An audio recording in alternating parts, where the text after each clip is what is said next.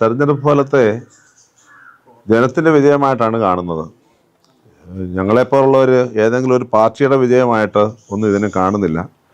കേരളത്തിലെ ജനം അവർ വിവേകത്തോടെ പ്രവർത്തിക്കുന്നവരാണെന്നും ജനത്തെ ആര് പരാജയപ്പെടുത്താൻ ശ്രമിച്ചാലും അവരെ ജനത്തിൻ്റെ ഊഴം വരുമ്പോൾ പരാജയപ്പെടുത്തിയിരിക്കുമെന്നുള്ളതിൻ്റെ കറക്റ്റ് ഒരു വേ ആണ് നമ്മുടെ ഇപ്പോഴത്തെ ഈ തെരഞ്ഞെടുപ്പ് ഫലത്തിലൂടെ കാണുവാനായിട്ട് കഴിയുന്നത്. LDF, UDF, NDA ജയിച്ചു തോറ്റു എന്ന് പറയുന്നതിനപ്പുറമായി കേരളത്തിലെ ജനത്തിനൊരു തീരുമാനമുണ്ട്. ആ തീരുമാനത്തിനൊരു ശക്തിയുണ്ട്. അതുകൊണ്ട് അവരെ ആരും ഒരിക്കലും പരാജയപ്പെടുത്താതിരിക്കാനായിട്ട് ശ്രദ്ധിക്കുക. ജയിച്ചു വരുന്നവർ പരാജയപ്പെടാൻ ശ്രമിച്ചു കഴിഞ്ഞാൽ അധിക നാളെ നിൽക്കുകയില്ല എന്നുള്ള ഒരടയാളമാണ് ഈ തെരഞ്ഞെടുപ്പിലൂടെ കാണുന്നത്. അതിൻ്റെ ക്രെഡിറ്റ് ആരും അങ്ങനെ പറയേണ്ട എന്നാണോ? അത് ജനങ്ങൾക്കുള്ളതാണെന്നാണോ? ക്രെഡിറ്റ് ജനത്തിൻ്റെതാണ്. രാഷ്ട്രീയ നേതാക്കന്മാർ തീർച്ചയായിട്ടും അവർ പ്രവർത്തിച്ചിട്ടുണ്ട് അവരുടെ ജയത്തിന് വേണ്ടി. പക്ഷേ മറ്റു സംസ്ഥാനങ്ങളിൽ നിന്ന് വ്യത്യസ്തമായിട്ട് കേരളത്തിലെ ജനത്തിന് അവർ വിദ്യാഭ്യാസവും വിവേകമുള്ളവരാകുന്നു എന്ന് ചില സമയത്ത് തെളിയിക്കും. ഇപ്പം നിങ്ങൾ വന്ന് എന്നോട് ഇന്നാൾ വോട്ട് ചെയ്യണമെന്ന് പറഞ്ഞാൽ ഞാൻ ചെയ്യല്ല. അത് ജനത്തിൻ്റെ ഒരു രീതിയുണ്ട്. അവരനുഭവിക്കുന്ന സന്തോഷവും അവരനുഭവിക്കുന്ന വ്യതകളും ഒക്കെ കൃത്യമായി മനസ്സിലാക്കിയാണ് ജനം സാധാരണഗതി പ്രവർത്തിക്കുന്നത് എന്നതിൻ്റെ ഒരു അടയാളമായിട്ട് വേണം കാണാൻ. ഓഫ് കോഴ്സ് ഇപ്പോൾ ജയിച്ചു വന്നത് UDF ആയതുകൊണ്ട് UDFലെ നേതാക്കന്മാർക്ക് ക്രെഡിറ്റ് ഏറ്റെടുക്കാം. പക്ഷെ അതിനപ്പുറമായി ഇത് ജനത്തിൻ്റെ വിജയമായിട്ടാണ് ഞങ്ങൾ കാണുന്നത്. മുഖ്യമന്ത്രി ചർച്ചകളൊക്കെ വളരെ സജീവമായി നടക്കുകയാണ്. അത്തരത്തിൽ പ്രധാനപ്പെട്ട 3 നേതാക്കൾ പേര് കേന്ദ്രീകരിച്ചാണ്. അതിലെന്തെങ്കിലും തരത്തിലേക്കുള്ള താല്പര്യങ്ങൾ സഭയ്ക്കുണ്ടോ? ആരെങ്കിലും പ്രത്യേകിച്ച് ഏതെങ്കിലും ഒരു പേരിലേക്കോ എന്തെങ്കിലും? സഭയ്ക്ക് അങ്ങനെ ഒരു പ്രത്യേക താല്പര്യം കാണിക്കേണ്ട കാര്യം ഇവിടെ ഇല്ലല്ലോ. കാരണം ഞാൻ മുമ്പേ പറഞ്ഞതുപോലെ ജനം തെരഞ്ഞെടുപ്പ് നടത്തി ഒരു പാർട്ടിയെ അല്ലെങ്കിൽ ഒരു അലയൻസിനെ ജയിപ്പിച്ചെടുത്തു. ആ ജയിപ്പിച്ചെടുത്ത അവർ വേണം ആരാണ് മുഖ്യമന്ത്രിയാകുന്നു എന്ന് നിശ്ചയിക്കേണ്ടത്. അതല്ലാതെ ഏതെങ്കിലും ഒരു സഭയോ സമുദായമോ സംഘടനയോ അല്ലല്ലോ ആര് മുഖ്യമന്ത്രിയാകണം എന്ന് പറയേണ്ടത്. പക്ഷെ അവർ ഇപ്പോൾ ഈ തെരഞ്ഞെടുപ്പിൻ്റെ വിജയം കഴിഞ്ഞപ്പോൾ അവരാണോ അതോ മാധ്യമങ്ങളോട് വരുന്ന വെറും വാർത്തകളാണോ എന്ന് അറിയാൻ മേല സമൂഹത്തിൽ എന്തോ മുഖ്യമന്ത്രി സ്ഥാനത്തിന് വേണ്ടി എന്തോ ഒരു ബഹളങ്ങൾ ഇങ്ങനെ നടക്കുന്ന കാഴ്ചകൾ കാണുന്നുണ്ട്. അത് ശരിയാണെങ്കിൽ മലയാളത്തിലൊരു പഴഞ്ചൊല്ലുണ്ട്, ആലിപ്പഴം പഴുക്കുമ്പം കാക്കയ്ക്ക് വായ്പുണ്ണ് എന്ന് പറയുന്ന ഒരു പഴഞ്ചൊല്ലുണ്ട്.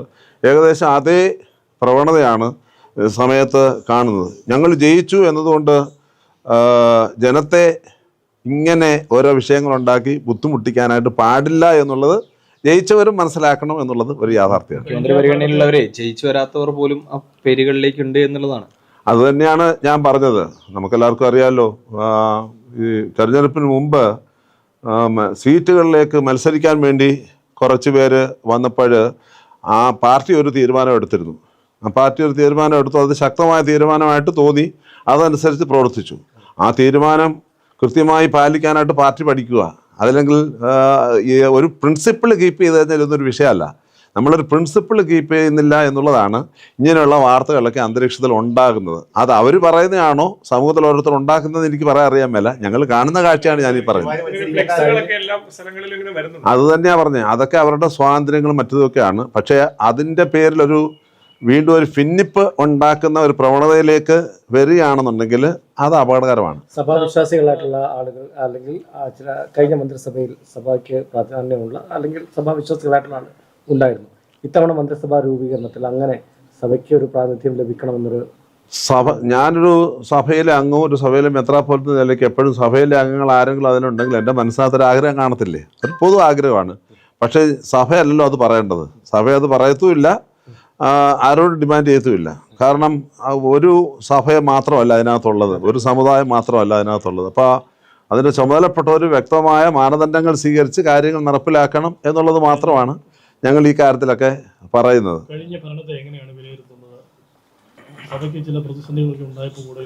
കഴിഞ്ഞ ഭരണം എന്ന് പറഞ്ഞാൽ, കഴിഞ്ഞ ഭരണം എന്ന് ഉദ്ദേശിച്ചാൽ 2 ടേം ആയിരുന്നല്ലോ കഴിഞ്ഞ ഭരണം. ബഹുമാനപ്പെട്ട മുഖ്യമന്ത്രി പിണറായി വിജയൻ്റെ നേതൃത്വത്തിൽ ആദ്യത്തെ ഒരു ഭരണകാലഘട്ടം ഉണ്ടായിരുന്നു. അന്ന് അദ്ദേഹത്തോടൊപ്പം കുറച്ച് പക്വതയുള്ള ക്യാബിനറ്റ് അംഗങ്ങളും മറ്റു കാര്യങ്ങളൊക്കെ ഉണ്ടായിരുന്നതുകൊണ്ട് ഒരു അത്യാവശ്യം ബാലൻസോടുകൂടിയൊക്കെ പോയതായിട്ട് തോന്നിയതാണ് പിന്നെ അവർക്ക് സഹായകരമായ 1-2 വിഷയങ്ങളൂടെ വന്നു. കോവിഡിൻ്റെ കാലഘട്ടവും അതുപോലെ തന്നെ വെള്ളപ്പൊക്ക കാലഘട്ടവും ഇങ്ങനെയൊക്കെ വന്നുകൊണ്ട് ചില സഹായങ്ങളും അവർക്ക് തുടർന്ന് വരാനുള്ള കാലഘട്ടം ഉണ്ടായി. എന്നാൽ രണ്ടാമത്തെ ടേം വന്നപ്പോഴേക്കും കംപ്ലീറ്റ്ലി അപ്സൈഡ് ഡൗൺ ആകുന്ന ചില കാഴ്ചകളാണ് ഓരോ ദിവസവും ഇങ്ങനെ ഉണ്ടായിക്കൊണ്ട് ഇരുന്നത്. ഒരു ജനാധിപത്യ സംസ്ഥാനമാണോ നമ്മുടേത് എന്ന് തോന്നുന്ന രീതിയിലുള്ള ഒരു ശൈലി ആയിരുന്നില്ല ഈ കഴിഞ്ഞ 5 വർഷത്തെ ഭരണകാലം എന്ന് പറയേണ്ടി വരും. അത് എന്നേക്കാൾ കൂടുതൽ എനിക്ക് തോന്നുന്നത് LDF-ലുള്ളവരും വിശ്വസിക്കുന്ന ഒരു യാഥാർത്ഥ്യമാണ്. സഭ ഉന്നയിച്ച സഭ എപ്പോഴും ഭാരതത്തിൻ്റെ നിയമവ്യവസ്ഥയ്ക്കുള്ളിൽ നിന്നുകൊണ്ടുള്ള നീതിയാണ് എപ്പോഴും സഭ ആഗ്രഹിക്കുന്നത്. അത് നടപ്പിലാക്കുന്നതിന് ഒരു നിശ്ചയദാർഢ്യമുള്ള ഭരണകൂടമാണെങ്കിൽ ഒരു പാടുമില്ല. കാരണം ബഹുമാനപ്പെട്ട കോടതികളൊക്കെ കൃത്യമായ വിധി നൽകിയിട്ടുണ്ട്.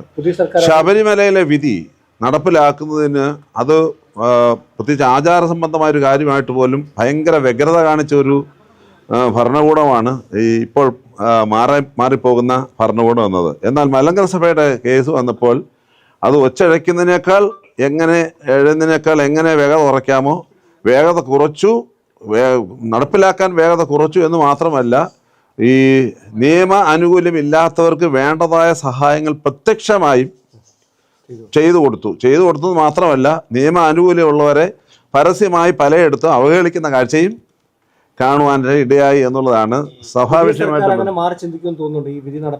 ഞങ്ങൾ ഒരു സർക്കാരിനോടും അങ്ങനെ ചിന്തിക്കണം ഇങ്ങനെ പറയുന്നില്ല. നിയമം ആരുടെ കൂടെയാണോ അവരുടെ കൂടെ സർക്കാർ നിൽക്കണം. നമ്മളൊരു ഭാരതത്തിലെ ഒരു ഭരണഘടന അനുസരിച്ച് പോകുന്നവരാണല്ലോ.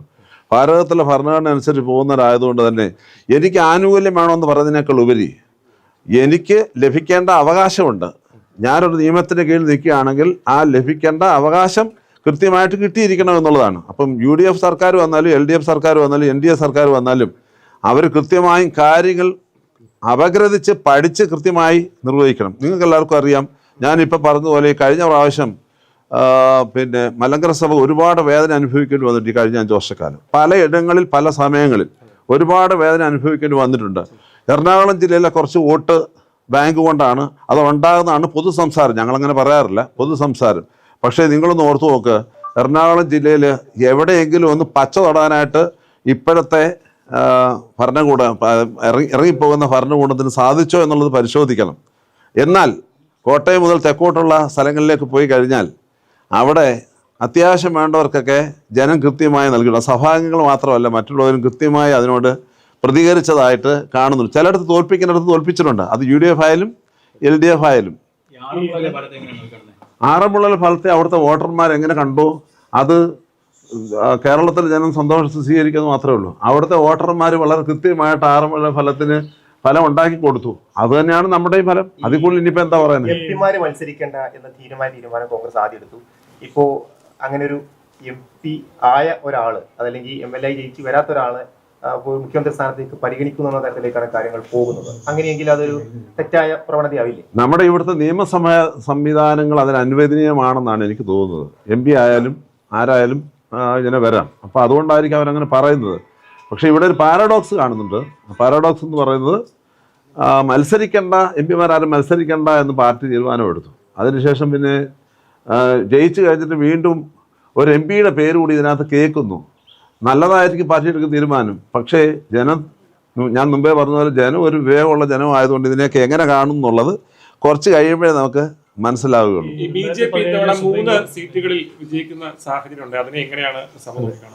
BJP-യുടെ ഒന്നുമില്ലാത്തടത്ത് അവർ 3 സീറ്റ് നേടിയെടുത്തു എന്ന് പറഞ്ഞാൽ അതിശയകരമാണ്. അത് സന്തോഷകരമാണ്. അതൊരു പാർട്ടിയാണല്ലോ, NDA ഒരു പാർട്ടിയാണല്ലോ. നമ്മൾ അവരെ തള്ളിക്കളയേണ്ട കാര്യമൊന്നുമില്ല. എന്നാൽ അവർക്ക് വോട്ട് ശതമാനം ഇച്ചിരി വർദ്ധിച്ചിട്ടുണ്ടെന്നാണ് ഞാൻ മനസ്സിലാക്കുന്നത്. എന്നാൽ കുറച്ചുകൂടെ സീറ്റ് വർധനയും മറ്റു കാര്യങ്ങളൊക്കെ BJP-ക്കും NDA-ക്കും ഉണ്ടാകുമായിരുന്നു എന്നുള്ളതാണ് എൻ്റെ ഒരു ചിന്ത.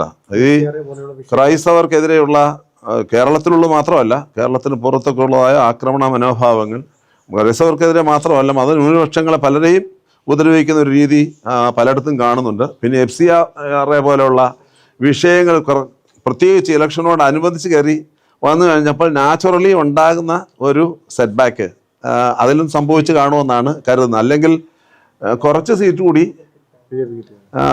NDA-ക്ക് കിട്ടുമായിരുന്നു എന്നുള്ളതാണ് ഞാൻ കരുതുന്നത്. ഈ 2017 സുപ്രീം കോടതി വിധിയിലൂടെ സഭ ഒന്നാകേണ്ടതായിരുന്നു, പക്ഷെ അതിനെ അട്ടിമറിച്ചത് ഇടത് സർക്കാരായിരുന്നു. 2017 വിധി എന്ന് പറയുന്നത് 1995 വിധിയുടെ ഒരു തുടർപത്രമാണ്. 1995 മുതൽ തന്നെ സഭ ഒന്നാകണമെന്നുള്ളതാണ് ബഹുമാനപ്പെട്ട സുപ്രീം കോടതിയുടെ സഭയോടുള്ള നിയോഗം. പക്ഷേ അത് നടപ്പിലാക്കേണ്ടത് ഭരണവർഗ്ഗങ്ങളാണ്.